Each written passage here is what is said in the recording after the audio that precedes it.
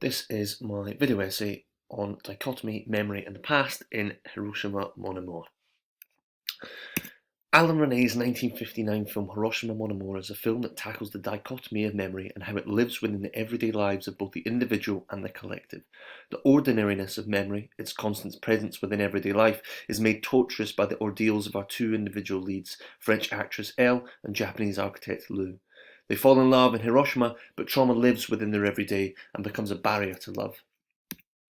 In an essay in film criticism, Bert Cardullo argues for his own dichotomy, what he deems the tragedy of the atomic bomb. He argues that the Americans had to drop the bomb because the Japanese refused to surrender, and a land invasion of Japan would have meant the loss of approximately 50,000 American lives. Yet they should not have dropped it because of the unprecedented destruction and long-term suffering it would bring about. Clearly, Cardullo has his own views on the dropping of the atomic bomb, but he is right to show the unsolvable puzzle at the heart of the situation. This dilemma is represented by the lovers of Hiroshima Mon Amour 2 in their own way.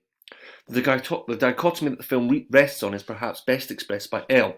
Elle states of her hometown, Neuve, that it is the one city in the world, even the one thing in the world, that I dream about the most. At the same time, it's the one thing in the world that I think about the least. It is only later in the narrative that we discover the true nature of what Elle is saying. Elle's past is a traumatic one. She had a relationship with a German soldier who was killed. Her community ostracised her for it. Her hair was cut, and she was condemned to a cellar.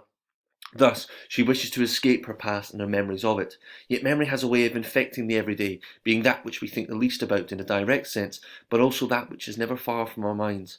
Lou's struggle is much the same. However, because Lou is from Hiroshima, Rene expresses his internal struggle with memory visually, and often does so for the city as a whole.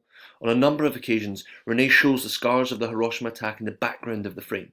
It is done first, right after Elle speaks of the aforementioned line about her hometown Neuve, and how she thinks about it. Here, we see the Hiroshima cenotaph for the victims of the 1945 atomic bomb, constructed in 1952, in the background of a shot.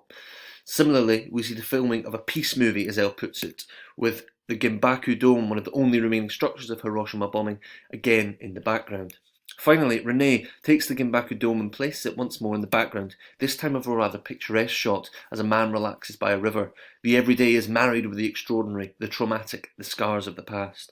Both characters may wish to forget the past, given how horrible it was for them, but they know they cannot. They must bear witness, live with what has occurred, and try somehow, be it through reconstruction in the case of Lou, an architect, or by pretending to be someone else in the case of Elle, an actress, to make their memories a part of their everyday. This is Hiroshima Mon Amour's central struggle, the dichotomy between wishing to forget trauma and knowing you cannot. So defined by the memories are our two leads, that in the final scene, Elle tells Lou that Hiroshima is his name, and Lou tells Elle that her name is Neuve.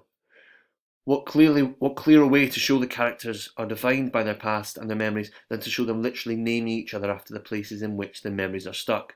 Perhaps then, this is the only way these two characters are able to incorporate their trauma into their everyday lives, by combining that which they love with that which haunts them.